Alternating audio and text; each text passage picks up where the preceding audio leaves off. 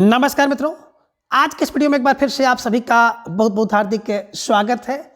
आज हम हिंदी साहित्य इतिहास के अंतर्गत आधुनिक काल में छायावाद भाग 2 में छायावाद के प्रमुख कवि एवं उनकी प्रमुख रचनाओं को अब तक के सबसे आसान ट्रिक की सहायता से याद करने का प्रयास करेंगे। तो जैसा कि स्क्रीन पर आप देख पा रहे हैं, महाप्राण सूर्यकांत त्रिपाठी निराला। और बात करें महाप्राण सूर्यकांत त्रिपाठी निराला जी की, तो निराला जी छायावाद के दूसरे प्रमुख स्तंभ हैं। तो छायावाद जी के जो दूसरे प्रमुख स्तंभ है निराला जी का, सबसे पहले हम लोग संक्षिप्त जीवन वृत्त देखेंगे। इसके बाद इनकी सभी रचनाओं को ट्रिक की सहायता से याद करेंगे। बात करें जन्म समय की, तो जन्म समय 1899 ईस्वी में इनका जन्म हुआ। मृत्यु 1961 ईस्वी में हुई। जन्म स्थान महिषादल, जो कि मेदिनीपुर में पड़ता है ना। और मृत्यु इलाहाबाद में हुई थी। पिता राम सहाय त्रिपाठी थे और पत्नी का नाम मनोहरा देवी था। और एक पुत्री सरोज, जो कि निराला जी को बहुत प्रिय थी। और प्रिय पुत्री सरोज की मृत्यु पर इन्होंने सरोज स्मृति भी लिखा है। तो को कैसे दिमाग में रखें, तो एक क्लू बनाइए। क्लू क्या है? निराला को हम लोग कर लेंगे निराली बात। क्या निराली बात है? कि कोई बच्चा जन्म ले, है ना, और जन्म के समय ही नए नए ज्ञान दे, नए 99 ज्ञान दे। तो नए 99 ज्ञान देने लगे, तो आप लोग कहेंगे बड़ी निराली बात है कि बच्चा जन्म लिया और नई बात बता रहा है। ठीक है ना। दूसरी बात कि वही बच्चा जब उसका मृत्यु हो, तो मृत्यु के समय क्या हो जाए? सठ माने दुष्ट हो जाए। ठीक है ना, नीच हो जाए, धृष्टता करे, आप कह सकते हैं मूर्ख हो जाए। तो निराली बात नहीं होगी? बिल्कुल निराली बात होगी। तो दिमाग में रख लीजिएगा कि जब बालक का जन्म हुआ तो नया 99 ज्ञान दे रहा था, और जब मृत्यु का समय है तो एक सठ हो गया, सठ दुष्ट हो गया, तो बड़ी निराली बात हुई। ठीक है ना। अब महिषादल में, महिष माने जान ही रहे हैं, भैंसा होता है, तो भैंसा के दल में जन्म होगा तो भैया निराली बात होगी। इलाहाबाद में इनकी मृत्यु हुई, बड़ी निराला स्थान है इलाहाबाद। ठीक है ना। पिता राम सहाय त्रिपाठी है और पत्नी मनोहरा, है ना। देखिए, मन को हरने वाली, जो व्यक्ति निराला होगा उसकी पत्नी मनोहर होगी। तो निराला और मनोहर बहुत अच्छा जोड़ा था। और ये भी बात देखिए बड़ी निराली है। निराली बात क्या है कि अगर, है ना, कि हस्बैंड क्या है? निराले हैं, तो पत्नी बड़ी मनोहर है, बड़ी निराली बात। ठीक है ना। तो दिमाग में जुड़िएगा निराला और मनोहर, निराला और मनोहरा। ठीक है ना। तो निराला और मनोहरा ये दिमाग में रखिएगा। और सरोज इनकी पुत्री है।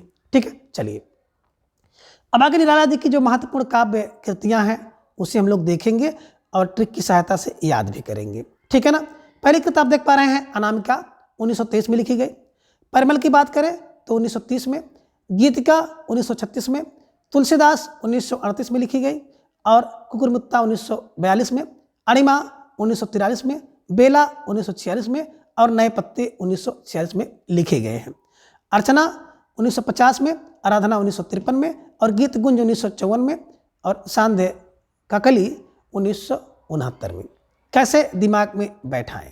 तो देखिए, सबसे पहले हम लोग इन रचनाओं का क्रम, खासतौर से यूजीसी नेट वगैरह में क्रम पूछा जाता है कि कौन सी रचना किसके बाद आती है। ठीक है ना। तो देखिए कैसे आप बैठाएंगे। तो निराली बात क्या है? एक देखिए, निराला फार निराली। निराली बात क्या है कि जब अनामिका जब क्या करती है? परमल की गीतिका गाती है। कब? अनामिका। कहे सर, अनामिका कौन? अनामिका है। कब? परमल की गीतिका जब गाती है। तो अनामिका परिमल की गीतिका जब गाती है, तब क्या होता है? तब तुलसीदास का कुकुर, है ना, कुकुर फार कुकुरमुत्ता, कुकुर क्या करता है कि अणिमा के बेल के, कोई बेल लगाई है अणिमा, उसके पत्ते में जाके छुप जाता है। तो बड़ी निराली बात है। निराली बात क्या है? कहे सर कि निराली बात यह है कि अनामिका जब परिमल की गीतिका गाती है, तब तुलसीदास का कुकुर जो है अणिमा की बेला के पत्ते में जाके छुप जाता है। ये बड़ी निराली बात है। क्यों ऐसा हो रहा है? तो देखिए कैसे दिमाग में बैठेगा। अनामिका की बात की है तो अनामिका, परिमल की गीत गाती है तो परिमल हो गया, गीत का गाती है गीत का। ठीक है ना। तब क्या होता है? तब तुलसीदास रचना है। कुकुर माने कुकुरमुत्ता, कुकुर क्या करता है कि अणिमा की बेला में जा करके, जो बेला है, बेल का पत्ता है, उसके पत्ते में जाकर छुप जाता है। पत्ता माने नए पत्ते में। ठीक है ना। तो देखिए, जो जितनी रचनाएं हैं लगभग एज इट इज हैं, मतलब उसी रूप में हमने ले लिया है। बहुत ज़्यादा इसको तोड़ा मड़ोड़ा नहीं गया है। ठीक है ना। कि अनामिका परिमल की गीत का जब गाती है तब तब तुलसीदास का कुकुर क्या करता है, अड़िमा के बेला के पत्ते में जा करके छुप जाता है। तो सबको बड़ी निराली बात लगती है कि जब अनामिका क्या कर रही, परिमल के गीत का गाती है, तो तुलसीदास का कुत्ता जो है बेला के नए पत्ते में जाकर छुप जाए। निराली बात है। दूसरी और निराली बात क्या है, बता रहे हैं कि दूसरी एक और निराली बात है कि अर्चना क्या करती है, आराधना करती है। ठीक है ना। अर्चना आराधना कब करेगी, सुबह करती है ना। कोई व्यक्ति जो पूजा पाठ करते हैं, हम लोग सुबह करते हैं ना, मॉर्निंग में, है ना। अब कह रहे हैं कि अर्चना क्या करती है, आराधना करती है सुबह में, और उसके गीत की गूंज जो है संध्या में सुनाती है। संध्या में सुनी जा रही है, संध्या में उसकी आवाज़ आ रही है। तो बड़ी निराली बात है। ठीक है ना। तो दिमाग में रखिएगा कि ये ट्रिक है, किसी तरह से आपके दिमाग में बैठ जाए। ठीक है ना। तो क्या हुआ, बताया सर, अर्चना जो है क्या कर रही है ना, सुबह में आराधना करती है और उसकी गीत की गूंज जो है संध्या में सुनाई दे रही है, सुनाई पड़ रही है। तो ठीक है ना। अर्चना फर अर्चना इनकी रचना है, आराधना कर रही है, आराधना इनकी रचना है। गीत गूंज कब, बोले संध्या में सुनाई दे रही है। तो बड़ी निराली बात है। ठीक है ना। तो पहली निराली बात क्या इन्होंने देखा कि अनामिका परिमल की गीत का गाती है, जब जब गाती है तब तब तुलसीदास का कुकुर जो है अड़िमा की बेला के नए पत्ते में जाके छुप जाता है। और जब जब अर्चना क्या करती है, सुबह आराधना करती है, तो उसकी गीत की गूंज जो है संध्या को सुनाई पड़ती है। संध्या पार, संध्या काकली। ठीक है ना। गीत गूंज इनकी रचना है, आराधना इनकी रचना है। ठीक है ना। अब सन को कैसे याद करें, देखिए भाई, अनामिका की बात करते हैं तो 2-3 लोग ऐसे हैं जिनके नाम आप नहीं जानेंगे, अनाम है, कहीं भी रहेंगे तो जरूरी नहीं है कि संस्था में सबका नाम आप जाने ही। तो 2-3 लोग क्या है, अनाम है। और आप लोग कहते हैं कि 2-3 लोग को छोड़ दीजिए, इनकी बातें ना करो। अनामिका 2-3 लोग होते हैं नाम। परिमल का बोले, परिमल तो 30 है, परिमल 30 है, परिमल के 30 दांत हैं और बड़े मलमल के धुलता है। परिमल अपने तीसों को 30 दांत को मलमल के धोता है। मलमल के धोता है क्या, बोले 30। ठीक है ना। गीत का भैया, गीत का है तो गीत का 36 गीत कितने, बोले 36। तुलसीदास 38, तुलसीदास 38 साल के हैं, 38 वर्ष के हैं। कुकुर मुत्ता, बिल्कुल, कुकुर कितने हैं, 42 है, 42 कुकुर हैं। अणिमा 43, बेला और नए पत्ते 46 बेल पर 46 पत्ते, 46 बेल पर 46 नए पत्ते। ठीक है ना। अर्चना देखो भाई, 50 अर्चना की गीत गाती है। आराधना 53 मिनट तक आराधना करती है। अर्चना 50 वर्ष की है और 53 मिनट आराधना करती है। और कितना, बोले 5-4 गीत गाती हैं, गीत गूंज, है ना, 4-5। ठीक है ना। और संध्या हो जाती है तो उल्टे सीधे 69। ठीक है ना। उल्टे सीधे 69 काम करते करते संध्या हो जाती है। तो दिमाग में रखिएगा, उल्टे सीधे 69 काम करते करते संध्या हो जाती है। ठीक है।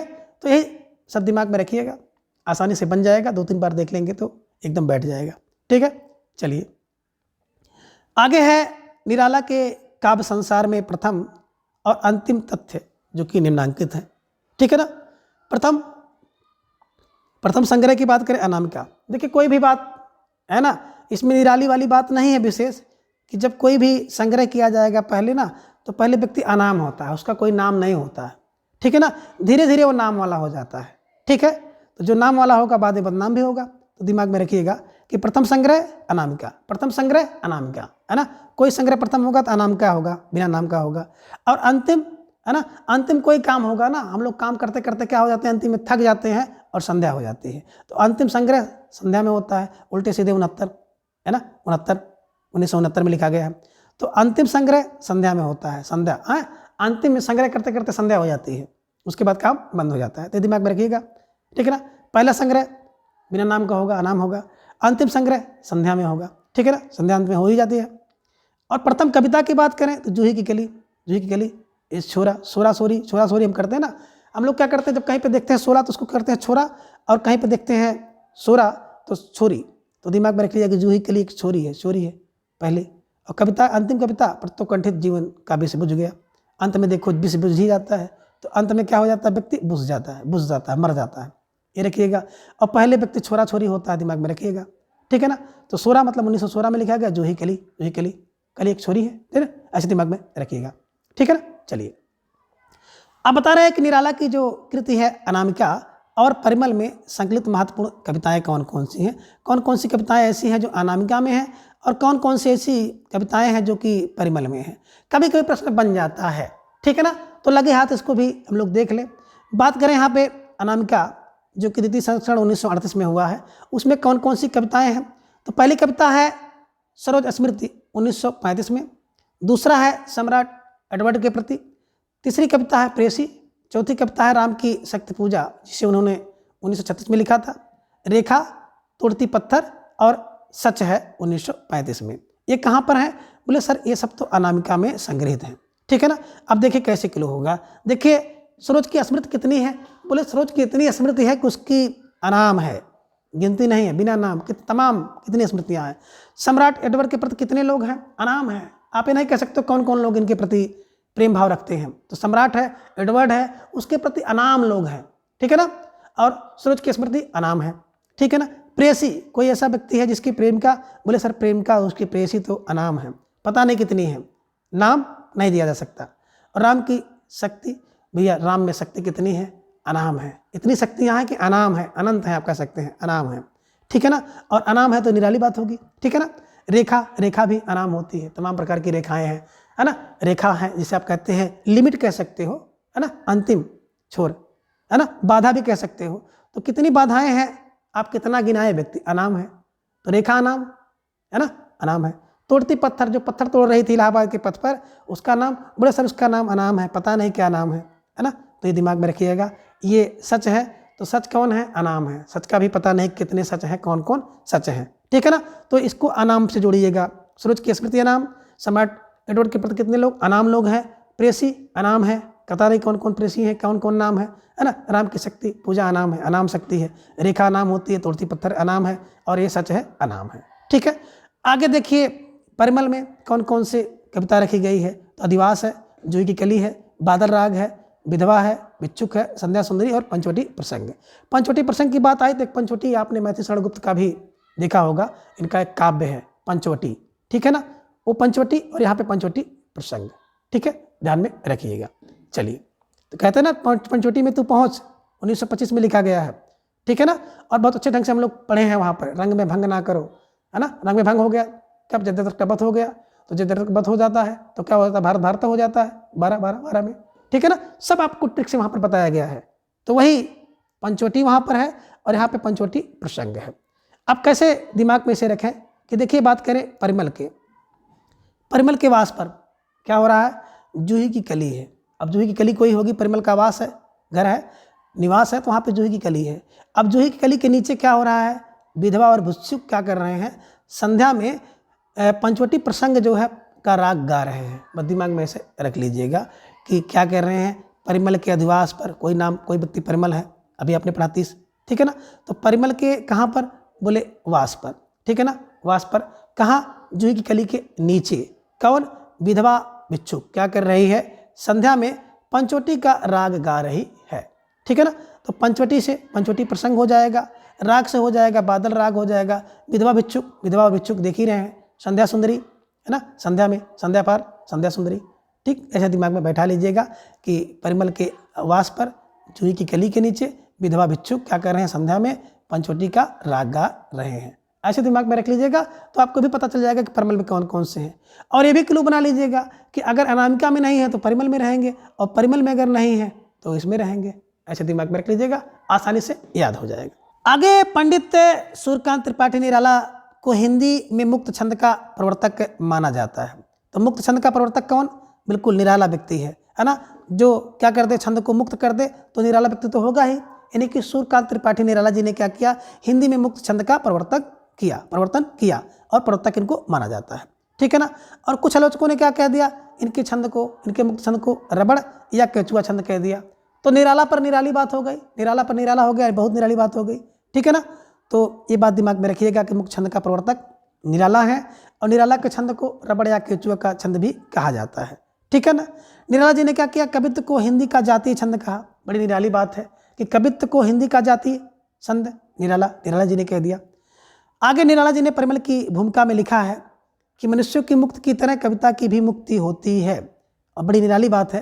क्या निराली बात है? कि जैसे मनुष्य की मुक्ति होती है उसी तरह कविता की भी मुक्ति होती है, ठीक है ना। परिमल में किसने? बोले निराला जी ने कहा। ऐसे दिमाग में रख दिया। आगे निराला की रचना है सरोज स्मृति, हिंदी का प्रथम सर्वश्रेष्ठ और प्रथम शोकगीत माना जाता है। दिमाग में रखिएगा, ठीक है ना। तो निराला जी ने कब लिखा? जब इनकी प्रिय पुत्री सरोज का देहांत होता है, तो उसके देहांत या मृत्यु के शोक में डूब जाते हैं और सरोज स्मृति लिखते हैं, जो कि हिंदी का सर्वश्रेष्ठ और प्रथम शोक गीत माना जाता है। ठीक है ना, आप कह सकते हैं कि बेस्ट एंड फर्स्ट। ठीक है ना, बेस्ट एंड फर्स्ट। बेस्ट माने सर्वश्रेष्ठ और फर्स्ट माने पहला शोक गीत क्या है? सरोज स्मृति है। किसका है? निराला जी द्वारा लिखा गया है। ठीक है, आगे निराला जी की रचना है राम की शक्ति पूजा, जो कि महाकाव्य है और इसका उपजीव बंगला ग्रंथ जिसका नाम है कृत रामायण है। तो ठीक है, राम की शक्ति पूजा का जो उपजीव काव्य कौन है? बोले कृत रामायण। ठीक है, चलिए निराला की रचना जो कि तुलसीदास 101 छंदों में रचित एक खंड काव्य है, इसे दिमाग में रखिएगा। ठीक है ना, तुलसीदास 38 के हैं, अभी आपने पढ़ा था ना 1938 में। ठीक है ना, और क्या करते हैं? 101 छंद 101। और देखिए अपने यहाँ परंपरा भी है ना कि हम लोग क्या करते हैं, एक 50 देना होता तो 51 देते हैं, एक लगा करके, एक को शुभ माना जाता है, तो इसीलिए शुभ के चक्कर में हो सकता है इन्होंने 101 छंद लिखा हो, 101। ठीक है ना, आप किसी के यहाँ जाते हैं ना तो आप क्या करते हैं, 101 रुपये का न्योता देते हैं, 51 रुपया देते हैं, 101 लगा देते हैं। ठीक है ना, तो वही 101 इन्होंने लगा दिया होगा, इसे दिमाग में रख लीजिएगा। आगे है निराला जी ओज अवदात और विद्रोह के कवि हैं। ठीक है ना, ओज अवदात और विद्रोह के कवि कौन है ना, जिसमें ओज हो, अवदात हो, विद्रोह भी हो, तो ऐसा व्यक्ति तो निराला ही होगा। ठीक है ना, ऐसा व्यक्ति कैसा होगा? बोले सर निराला होगा।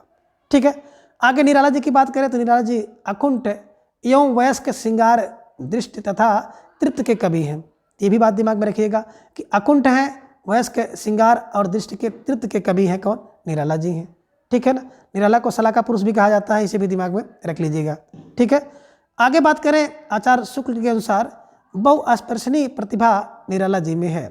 तो देखिए बहुस्पर्शनीय प्रतिभा किसमें है? जिसमें हो जाए, यानी कि जो बहुत सी चीज़ों को स्पर्श करा दे, वो निराला व्यक्ति होगा। दिमाग में रख लीजिएगा। तो मोटी मोटी बात जो निराला जी की अभी आपने देखा कि क्या देखा कि सर निराला क्या है? मुक्ति छंद के प्रवर्तक हैं। इनके छंद को लोग रबड़ या केचुआ छंद कहते हैं। कवित्व को जाति छंद निराला जी ने बताया है। परिकमल की भूमिका में लिखा है कि मनुष्य की तरह कविता की भी मुक्ति होनी चाहिए। निराला की सरोज स्मृति क्या है? हिंदी का सर्वश्रेष्ठ और प्रथम शोक गीत है। राम की शक्ति पूजा का जो मुख्य उपजीव ग्रंथ है वो कृतवास रामायण है। और निराला की कृत जो रचना है तुलसीदास है ना, 101 छंदों में रचित है। निराला ओज अवदात और विद्रोह के कवि हैं। निराला अकुंठ एवं आवयस्क श्रृंगार दृष्टि के तथा तृप्त के कवि हैं। और निराला रामचंद्र शुक्ल जी ने कहा निराला की बहुस्पर्शनीय प्रतिभा निराला जी में है, बहुस्पर्शनीय प्रतिभा निराला जी में है।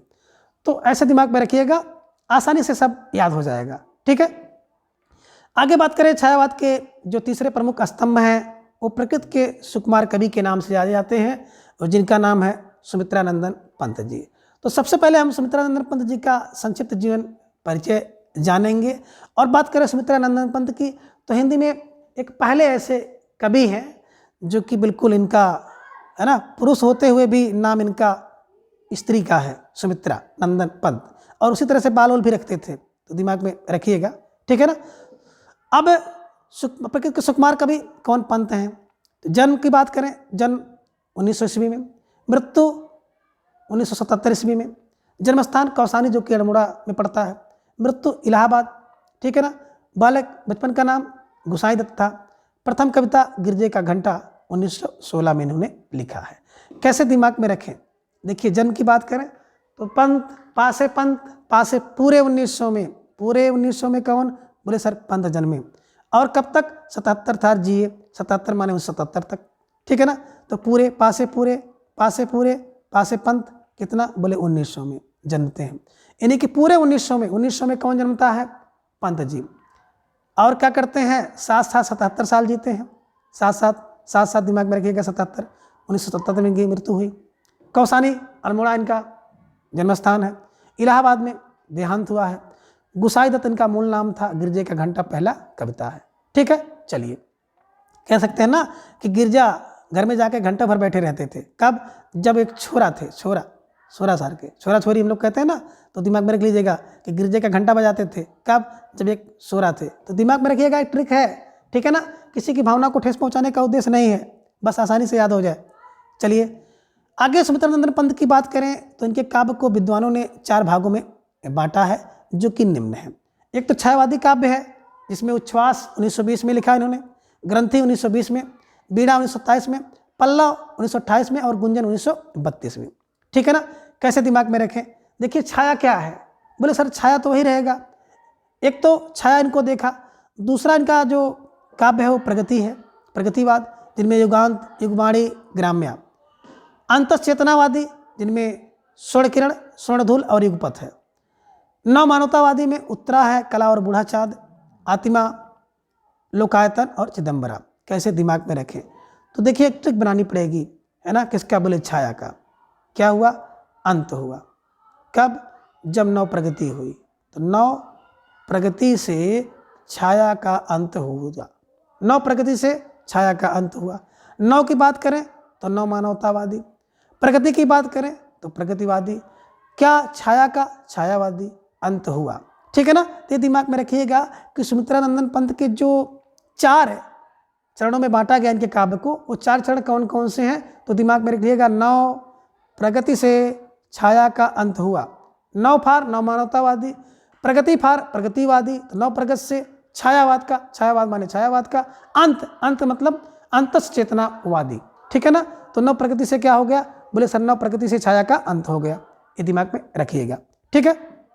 चलिए अब एक एक को देखते हैं। छाया की बात करें तो छाया क्या है? बोले छाया में उच्छ्वास, ग्रंथि, बीड़ा, पल्लव, गुंजन ये हैं। कैसे? तो दिमाग में रख लीजिएगा कि बीड़ा की कौन? बोले सर गुंज, गुंज, बीड़ा की गूंज, गूंज। और कौन? ग्रंथि। तो बीड़ा के गूंज और ग्रंथि का उच्छ्वास कहाँ पर?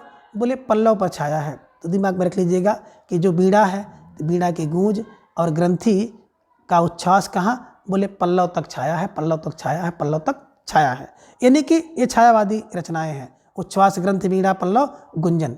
ठीक है ना। उच्छ्वास, ग्रंथि, बीड़ा, पल्लव, गुंजन छाए हैं। उच्छ्वास छाया होता है ना। अगर आपके अंदर उच्छ्वास है, उच्छ्वास है ना, ग्रंथि छाई रहती है, ग्रंथि, बीड़ा छाई है, पल्लव छाया है, गुंजन छाया है। ठीक है। यानी कि छायावादी ये काव्य है। दूसरा है प्रगतिवादी काव्य। प्रगतिवादी काव्य की बात करें तो युगांत, युगवाणी और ग्राम्या। तो देखिए प्रगति क्या है? बोले युग युग से गांव की प्रगति हो रही है, युग युग से ग्राम की प्रगति हो रही है, युग युग से ग्राम की प्रगति हो रही है। युग फार युगांत, युग फार युगवाणी, युग युग से ग्राम की, ग्राम फार ग्राम्या की क्या हो रही है? प्रगति हो रही है। यानी कि प्रगतिवादी काव्य है। ठीक है। चलिए आगे है अंतश्चेतनावादी। अब अंत क्या हो गया? बोले स्वर किरण, स्वर्णधूल और युगपथ। तो कैसे बताए सर? किरण और धूल का युगपथ से अंत हो गया, अंत फार अंतश्चेतना। तो किसका हो गया? एक तो किरण का, स्वर्ण किरण, स्वर्णधूल। तो किरण और धूल का युगपथ से अंत हो गया, अंत फार अंतश्चेतनावादी काव्य है। ठीक है ना। तो दिमाग में बैठा लीजिएगा कि पथ से, युगपथ से क्या हो गया? धूल का और किसका? किरण का। तो स्वर्ण किरण, स्वर्णधूल, युगपथ, युगपथ है ना। युगपथ से क्या हो गया? बोले अंत हो गया। किसका? किरण का और धूल का। ठीक है। चलिए आगे है नव मानवतावादी काव्य की बात करें तो पंत जी के जो नव मानवतावादी काव्य हैं, उत्तरा है, कला और बूढ़ा चाँद है, अतिमा है, लोकायतन और चिदंबरा है। कैसे दिमाग में रखें? देखिए नव की बात करें, नव क्या है? देखिए उत्तरा क्या है? नव है ना। कला भी देखिए, कला और बूढ़ा व्यक्ति नव है ना। अतिमा नव है, लोकायतन नव है और चिदंबरा नव है। ठीक है ना। तो दिमाग में रख लीजिएगा उत्तरा की कला नव है और अतिमा का लोक नव है ना। और चिदंबरा बरा माने पहली बार नव है। तो दिमाग में रख लीजिएगा। ठीक है ना। और चिदंबरा में सबसे पहले 1968 ईस्वी में ज्ञानपीठ पुरस्कार मिला है पंत को, है ना। और इसको हम लोगों ने ट्रिक से देखा है कि पहली बारा पासे पंत, पासे पहली बारा फार चिदंबरा। कब? 1968 में। ज्ञानपीठ पुरस्कार किसको मिला है? सुमित्रानंदन पंत जी को मिला है ना। तो ज्ञानपीठ पुरस्कार सबसे पहले पंत जी को ही मिला है, 1968 में मिला है। किस पर मिला है? चिदंबरा में मिला है। ऐसे दिमाग में रखे रहिएगा। ठीक है। चलिए आगे बात करते हैं सुमित्रानंदन पंत की प्रथम छायावादी रचना जिसका नाम है उच्छ्वास, और अंतिम छायावादी रचना है गुंजन। ठीक है ना। देखिए पहले क्या होता है? उच्छ्वास छाया रहता है, जोश छाया रहता है, और अंत में क्या हो जाता है? गूंजना निकलती है ना, गूंजना निकलती है, यानी कि व्यक्ति शांत हो जाता है। ठीक है। आगे सुमित्रानंदन पंत ने, है ना, लोकायतन नामक महाकाव्य जो है महात्मा गांधी के जीवन पर लिखा है। लोकायतन किसके ऊपर है? महात्मा गांधी जी के जीवन पर लिखा गया है। सुमित्रानंद पंत की महत्वपूर्ण कविताओं का संकलन बात करें चिदम्बरा शहर से प्रकाशित किया गया है, और इसी चिदम्बरा पर देखिए ज्ञानपीठ पुरस्कार यहाँ पे जिक्र हुआ है, ठीक है ना। तो चिदम्बरा में क्या है, महत्वपूर्ण कविताओं का संकलन है, ज्ञानपीठ पुरस्कार मिला है, कब 1968 में मिला है, पहली बार मिला है, यानी कि पहली बार ज्ञानपीठ पुरस्कार पंत को, पासे पहली बार ज्ञानपीठ पुरस्कार किस पर, चिदम्बरा पर मिला, 1968 में मिला है, ठीक है। इसे भी दिमाग में रख लीजिएगा। आगे देखिए एक बात बता रहे हैं कि पल्लव, सुमित्रानंद पंत की जो रचना है पल्लव, तो पल्लव की भूमिका को छायावाद का प्रथम घोषणा पत्र, जिसे मैनिफेस्टो कहते हैं, कहा जाता है। पासो पल्लव, पासे पहला, पासे पत्र, तो दिमाग में रखिएगा कि पासे पल्लव है ना, पासे पंत का, पासे पहला, पासे घोषणा पत्र, पत्र पापा जोड़ दीजिएगा सब, ठीक है ना। पासे पंत, पासे पल्लव, पासे पहला, पासे पत्र, ठीक है, घोषणा पत्र। चलिए, पंत जी को संवेदनशील इंद्रिय बोध का कवि भी कहा जाता है। तो कौन, बोले संवेदनशील इंद्रिय बोध कवि कौन, पंत जी हैं। सुमित्रानंद पंत का जो मूल रूप से बात करें तो अरविंद दर्शन से प्रभावित थे, है ना, पंत अरविंद से प्रभावित हैं, ठीक है। इसे भी दिमाग में रख लीजिएगा, कभी कभी यहाँ से छोटे छोटे प्रश्न बन जाते हैं, ठीक है। चलिए आगे बात हम लोग करते हैं कि छायावाद के चौथे प्रमुख स्तंभ की बात करें तो महादेवी वर्मा जी हैं, और महादेवी वर्मा जी की बात करें तो महादेवी वर्मा जी का सबसे पहले हम लोग संक्षिप्त जीवन वृत्त देखेंगे, इसके बाद इनकी संपूर्ण रचनाओं को ट्रिक से याद करेंगे, ठीक है ना। बात करें जन्म समय 1907 में, मृत्यु 1987 ईस्वी में हुई, जन्मस्थान फर्रुखाबाद, मृत्यु इलाहाबाद में हुई थी, पिता गोविंद प्रसाद, और उपाधि इनको मिली थी आधुनिक युग की मीरा, दिमाग में रखिए, ठीक है ना। अब देखिए महादेवी क्या है, बोले सर महादेवी तो 7 है, 7 कब तक है, बोले 87 तक है, 87 तक। तो महादेवी वर्मा का जन्म 7 में हुआ, 7 है कब तक, 87 तक मतलब 1987 में इनका मृत्यु हुआ। तो देवी दे 7 कब दे, बोले 87 तक, ठीक है ना, 70 तक सिलेक्शन तक। तो दिमाग में रखिएगा देवी दे 7, 1907 में जन्म हुआ, मृत्यु 87 में, तो देवी 7 दें, जन्म से लेकर के मृत्यु तक क्या करें, 7 दें, ठीक है ना। जन्म के समय 7 दें 1907 में, मृत्यु में 7 दें, कौन, 87 है ना, देवी मतलब महादेवी वर्मा जी का जन्म हुआ, स्थान फर्रुखाबाद में, मृत्यु इलाहाबाद में, पिता गोविंद प्रसाद दे, और आधुनिक युग की मीरा कहा जाता है, ठीक है ना। अब इनके बारे में आप लोग जानते होंगे ना कि कई पीढ़ियों के बाद जो है इनके यहाँ बेटी का जन्म होता है देवी माँ की कृपा से, इसलिए इनका नाम महादेवी वर्मा रखा गया है, इसे भी दिमाग में रखते चलिएगा, ठीक है ना। चलिए बात करें महादेवी वर्मा को हिंदी के विशाल मंदिर की बीड़ा पाणी कहा जाता है, ठीक है ना। अगर हिंदी विशाल मंदिर है तो उस विशाल मंदिर की बीड़ा पाणी, बीड़ा है पानी में जिसके वह अर्थात सरस्वती, ठीक है ना। तो दिमाग में रखिएगा कि अगर हिंदी विशाल मंदिर है तो उस मंदिर की बीड़ा पाणी माने सरस्वती कौन है, बता दीजिए भैया, महादेवी वर्मा है, ठीक है। चलिए आगे महादेवी वर्मा जी की बात करें तो महत्वपूर्ण काव्य कृतियाँ निम्नांकित हैं, जिनमें पहली कृति इनकी है निहार 1930 में, रश्मि 1932 में, नीरजा 1935 में, सांध्य गीत 1936 में, यामा 1940 में, दीप शिखा 1942 में, और सप्तपर्णा 1960 में। कैसे दिमाग में रखें, तो देखिए दिमाग की बात आ जाएगी। तो देखिए एक क्लू बनाइएगा, क्लू क्या है, बोले निहार कर, कौन, बोले रश्मि, किसकी, नीरजा, है ना। निहार कर रश्मि और नीरजा क्या करती हैं, देवी का दर्शन करते हैं, यानी कि देवी फार महादेवी वर्मा, ठीक है ना। तो निहार कर रश्मि और नीरजा किसका, देवी दर्शन करते हैं, देवी दर्शन माने महादेवी वर्मा जी की रचनाएं हैं, कौन, निहार रश्मि नीरजा, निहार रश्मि नीरजा, निहार कर रश्मि और नीरजा देवी का दर्शन करते हैं, पहली बात। दूसरी बात क्या है कि संध्या में, संध्या की यामा माने बेला कर लीजिएगा, बेला समय में, तो संध्या की यामा में कौन, दीप कौन, बोले सप्त जलाते हैं, ठीक है ना, कौन, देवी के लिए, तो दिमाग में रख लीजिएगा, है ना। तो क्या होता है कि देवी की बात आती है तो सर निहार करके रश्मि और नीरजा देवी का दर्शन करती हैं, और संध्या के समय क्या करती हैं, संध्या की यामा में दीप सप्त जलाती हैं, दीप सप्त जलाती हैं, संध्या की यामा में दीप सप्त जलाती हैं, संध्या की यामा में दीप सप्त जलाती हैं, ये दिमाग में रखिएगा। तो निहार कर, निहार फार निहार, रश्मि फार रश्मि, कब, रश्मि और नीरजा देवी का दर्शन करती हैं। तो सबसे पहले निहार 1930 में, रश्मि 1932 में और नीरजा 1935 में। ठीक है ना। संध्या के यामा में क्या करती हैं, दीप को, है ना, दीप सप्त जलाती हैं। तो संध्या माने सांध्य गीत, यामा माने यामा, दीप शिखा, दीप माने दीप शिखा, और सप्त माने सप्तप्रड़ा। ठीक है, ऐसे दिमाग में रख लीजिएगा। चलिए अगर सन की बात करें, सन भी देख लीजिएगा, निहार, है ना, तीनों और निहारो। 32 रश्मि है, नीरजा 35 की है, संध्या 36 है, यामा 40 है, दीप शिखा 42 और सप्तप्रड़ा 60। ठीक है। चलिए आगे मोटी मोटी बात आप देख लीजिएगा कि महादेव वर्मा की जो कृति है यामा में उनके निहार, रश्मि, नीरजा और शांत गीत के जो महत्वपूर्ण गीतों का संकलन है, और यामा पर इनको क्या मिला है, भारतीय ज्ञानपीठ पुरस्कार भी मिल चुका है। ठीक है ना, तो इसे भी दिमाग में रख लीजिएगा। ठीक है। चलिए आगे बात करते हैं महादेव वर्मा की जो रचना है सप्तप्रड़ा में ऋग्वेद के जो मंत्रों का हिंदी में काव्य अनुवाद किया गया है। तो सप्तप्रड़ा ऋग्वेद के मंत्रों का काव्य अनुवाद है। ठीक है। आगे देखिए बता रहे हैं कि अयोध्या सिंह उपाध्याय हरिऔध ने क्या किया था, माधवी का प्रथम जो काव्य संग्रह है निहार, तो निहार की भूमिका 1930 में किसने लिखा था, महादेव वर्मा की हरिऔध जी ने। तो हरि ने क्या किया, निहार की पहली बार भूमिका लिखी थी अयोध्या सिंह उपाध्याय हरिऔध ने। इसे भी दिमाग में रख लीजिएगा।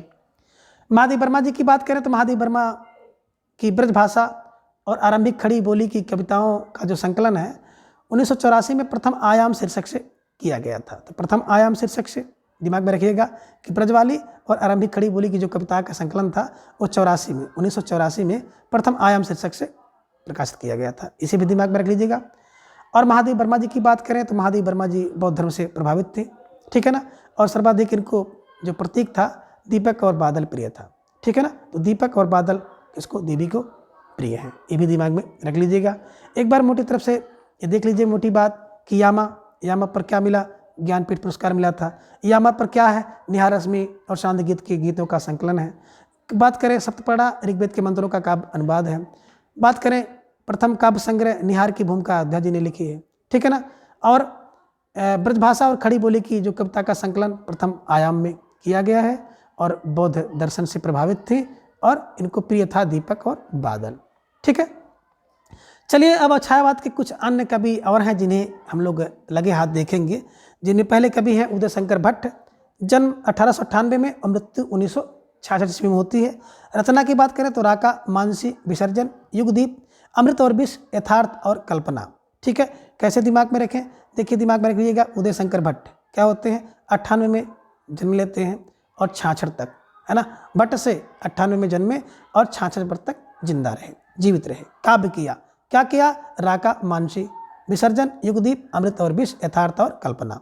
ठीक है ना। तो दिमाग में रख लीजिएगा कि भट्ट से क्या करिए, राका और मानसी का विसर्जन करो, युगदीप जलाओ और अमृत और विष की चिंता छोड़ो, यथार्थ और कल्पना में लग जाओ। ठीक है। आगे है मोहनलाल महतो, यानी कि वियोगी। 1899 में जन्म होता है और 1990 में 99 कौन, मोहनलाल क्या 99 जन्म हुआ, 90 में मृत्यु हुई। अब क्या कर रहे हैं, निर्माल्य, एक तारा और कल्पना। तो दिमाग में रख लीजिएगा कि निर्मल एक तारा की कल्पना कर रहे हैं कौन, मोहनलाल महतो। क्यों करेंगे, क्योंकि 99 में जन्म हुआ, 90 में इनकी मृत्यु हो गई, तो निर्मल एक तारा की कल्पना करने लगे। ठीक है ना। लक्ष्मी नारायण मिश्र की बात करें 1903 में, तो लक्ष्मी में देखिए 3 वर्ण है, 3 वर्ण से लक्ष्मी बनी है, तो 19 से लक्ष्मी बनी, 3 से लक्ष्मी। और अंतर जगत, इस जगत में अगर कोई छाया है ना भैया तो लक्ष्मी है। ठीक है ना। पैसा का, ठीक है। तो दिमाग में रखिएगा, तो लक्ष्मी क्या है ना, 3 जगत, अंतर जगत में छाई है। राम कुमार वर्मा जी की बात करें तो 1905 और 1990। ठीक है ना। देखिए 5-90 राम कुमार वर्मा जन्म हुआ कब, 5 में। ठीक है। कब मृत्यु हुई, 90 में। तो 5-90 कौन, राम कुमार, 5-90। ठीक है। रूप राशि 1931 में, निशीथ, चित्ररेखा 1935 में, आकाशगंगा इनके द्वारा लिखा गया काव्य है। तो दिमाग में रखिएगा कि राम का रूप ही राशि है। राम का रूप देख लीजिए ना तो आपको वही क्या है, राशि मिल गया। निशीथ माने रात होता है, चाहे निशीथ में देखो, है ना, चाहे चित्ररेखा में देखो, चाहे आकाश में देखो, क्या देखो, राम का रूप देखो। राम का रूप देखेंगे तो यही राशि है। चाहे निशीथ में देखो, चाहे चित्र में देखो, चाहे आकाश गंगा में देखो, कहीं देखो राम का रूप अगर आप देख लिए तो रास है। ठीक है, चलिए आगे है जनार्दन झा द्विज की बात करें तो इन्होंने क्या लिखा, एक तो अनुभूति और अंतर्ध्वनि। ठीक है, कह रहे हैं जनार्दन की अनुभूति और अंतर्ध्वनि, जनार्दन के लिए अनुभूति और अंतर्ध्वनि क्या कीजिए, महसूस करिए। ठीक है, आगे गोपाल सिंह नेपाली की बात करें तो जन्म 1913 में और 1963 में मृत्यु हुआ। 1363 कौन, नेपाली। पंछी की रागिनी और उमंग, पंछी में क्या होता है भैया, राग होता है और उमंग होता है ना। गोपाल ने क्या बताया, 1363 क्या है, राग और उमंग किसमें है, पंछी में है, दिमाग में रख लीजिएगा। ठीक है, आगे है केदार मिश्र 1907 में 1984 में मृत्यु हुआ। तो 7 में जन्म हुआ, 84 में मृत्यु हुई। और केदार की बात करें तो चिर स्पर्श और श्वेत बंधु। चिर स्पर्श क्या है, श्वेत बंधु, श्वेत का बंधु क्या है, चिर स्पर्श है। केदारनाथ में क्या है, 1907 और 84 की बात की जाती है। तो चिर स्पर्श से क्या है, श्वेत बंधु है। ठीक है, आरसी प्रसाद जी की बात करें तो आरसी प्रसाद जी का जन्म 1911 में हुआ। कलापी और संचयिता इनकी रचना है, कलापी और संचयिता। आगे जीवन और यवन, आरसी प्रसाद का जीवन और यवन इनकी रचना है। और नई दिशा भी इनकी रचना है। 5 जन्य इनकी रचना है। प्रेम गीत भी इनकी रचना है। तो एक बार और देख लीजिए कौन, कलापी आरसी कलापी संचयिता। ठीक है ना, कलापी संचयिता, जीवन और यवन और नई दिशा, पंचदन और प्रेम गीत किसके द्वारा, आरसी प्रसाद जी द्वारा लिखे गए काव्य हैं। इस प्रकार से इन सभी ट्रिक की सहायता से आप इन सभी कवि और उनकी रचनाओं को आसानी से याद कर सकते हैं। तो आज के इस वीडियो में बस इतना। अगले वीडियो में फिर हम इसके अगले भाग को जानेंगे। तब तक के लिए धन्यवाद, नमस्कार, बाय।